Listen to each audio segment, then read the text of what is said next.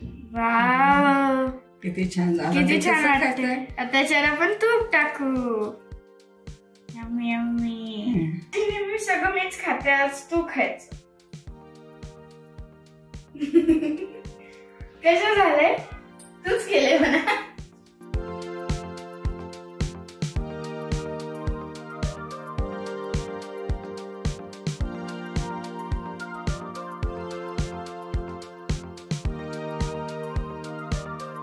आजी नातीच्या किचन मध्ये तुम्हा सर्वांचं स्वागत आणि मनापासून शुभेच्छा. आता लवकरच आपले गणपती बाप्पा येणार आहेत, त्यासाठी पारंपरिक पद्धतीचे उकडीचे मोदक कसे करायचे ते आपण पाहणार आहे.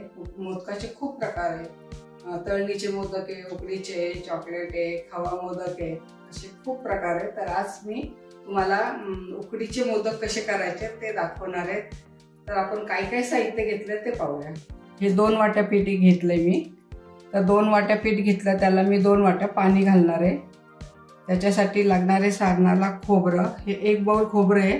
हे पाऊण वाटी गूळ घेतलेला आहे. गोड तुमच्या आवडीनुसार आहे, कमी जास्त करू शकता. त्याच्यानंतर खसखस आहे, वेलची पावडर आहे, 2 चमचे आपण दूध टाकणार आहे आणि जायफळ आहे, केशर आहे, 2 चमचे तूप लागेल आणि चवीसाठी मीठ घेतलंय. हे एकदम झटपट आणि पारंपरिक पद्धतीची रेसिपी आहे. तुम्हाला जर ही रेसिपी आवडली असेल तर लाईक करा, कमेंट करा, सबस्क्राईब करा. आता चला कृती कशी करायची ते पाहूया.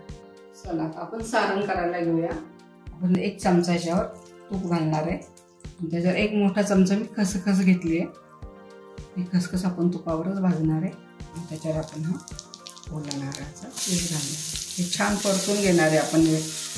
खोबऱ्यातलं पाणी संपेपर्यंत परतायचं आहे. मंद ह्याच्यावर परतून घेणार आहे. गॅस एकदम बारीक ठेवायचा, म्हणजे आपलं सारण पातळ होत नाही. असं छान खोबरं परतून घेतलं ना की सारण छान होतं आपलं.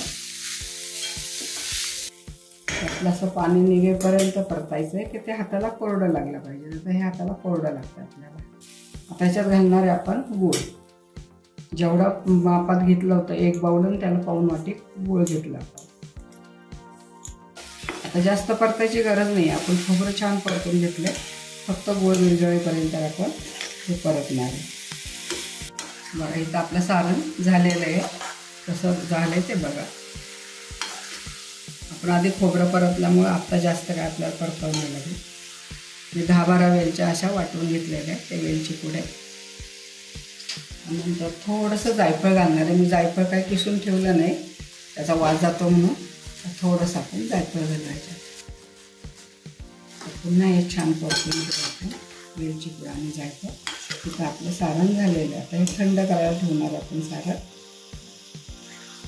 उकड काढायची म्हणलं की खूप टेन्शन येतं. ते सुके होते का चिरा पडतात का. एकदम अचूक प्रमाणात उकड कशी काढायची आहे ते मी दाखवते. प्रमाण व्यवस्थित असले की आपली उकड छान होते. तर चला आता इथे मी हे 2 वाट्या पीठ घेतलेले आहे. तर 2 वाट्याला मी 2 वाटी पाणी टाकणार आहे. ते मोजून बघा. 2 वाट्या पाणी मी घेतले.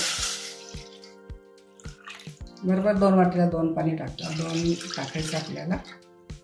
चिमूटभर मीठ चवीपुरतं आणि 1 बारीक चमचा तूप किंवा तेल पण चालतं, पण जास्तही प्रमाणात टाकू नका. जे प्रमाण आहे तेवढ्याच प्रमाणात टाका, नाहीतर आपले मोदक असे चिरले जातात. तर जे योग्य प्रमाण सांगितलं त्या प्रमाणातच टाका. हे एवढंच तूप टाकायचं आपल्याला. जास्त झालं तरी आपले मोदक बिघडतात. तेलाचं प्रमाण घेतलं तरी तुम्ही एवढंच घ्या. इथं मोठे 2 चमचे दूध घेतलंय. हे तुपा आणि दुधामुळे चांगले मोदक सिल्की होतात आपले आणि पांढरे शुभ्र दिसतात, म्हणून हे मोठं 2 चमचे दूध आहे. तुम्ही निम्म दूध निम्म पाणी घेतलं तरी चालेल. चला आता इथे छान पाण्याला उकळी आलेली आहे. उकळी आल्यानंतरच आपल्याला हे पीठ टाकायचं आहे. पीठ टाकले की आपण गॅस बारीक करणार आहे.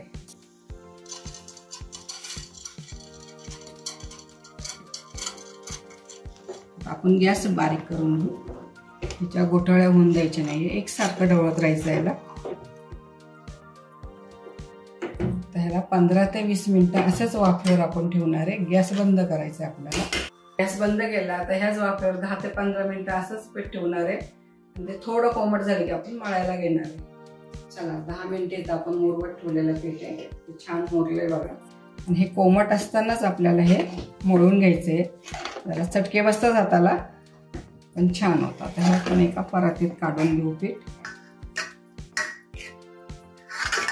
तुमच्याकडे जर वाटी असेल तर वाटीने करा, वाटीला खाली तूप लावा. माझ्याकडे हे मी असं छान पटापट पटापट करून घ्यायचं. म्हणजे जितकं आपण मऊ करू तेवढं हे पीठ छान होतं.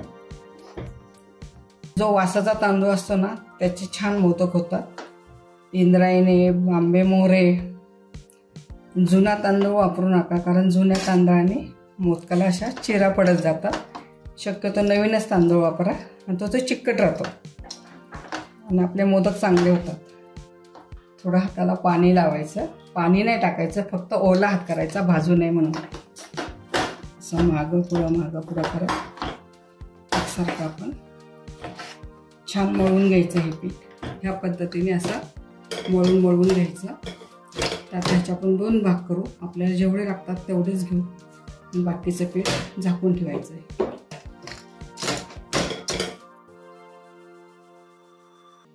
हे साईडला चिरा नाही पडल्या पाहिजे. आता हे पीठ आपलं व्यवस्थित झालेलं आहे. त्याला मध्ये आपण प्रेस करून घेणार आणि तुपाचं बोट लावणार. असं बारीक करत जायचं आपल्याला. एकदम जितकं पातळ करता येईल तेवढं आपण पातळ बारीक करायची. हे खालनं हे करायचं आपण.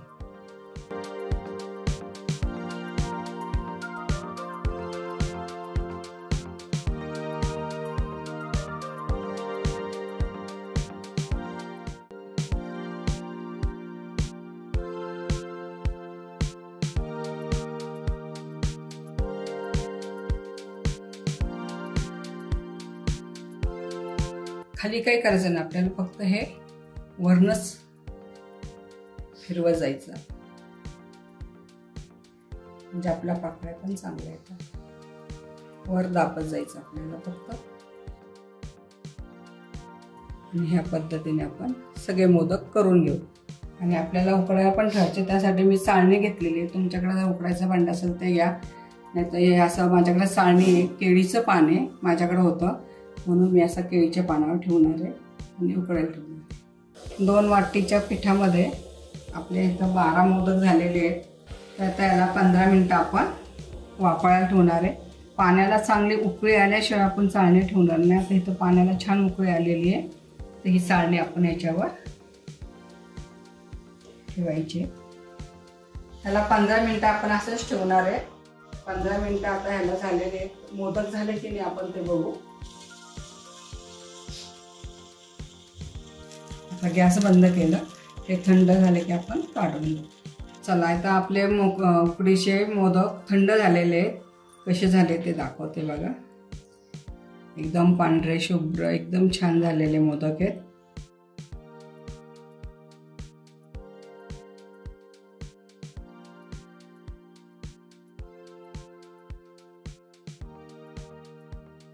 ज्यावेळेस आपण उकडीचे मोदक करतो ती उकड काढताना आपण त्याच्यामध्ये 1-2 चमचे कॉर्नफ्लॉवर नसेल तर 2 चमचे मैदा, ते नसेल तर मग साबूस तांदळाचं पीठ 1-2 चमचे टाका.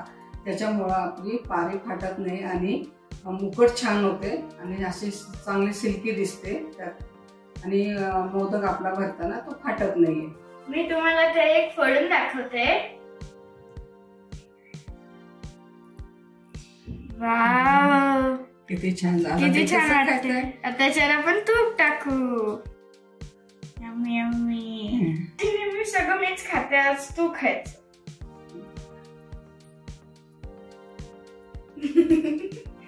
कसं झालंय? तूच केलंय म्हणा.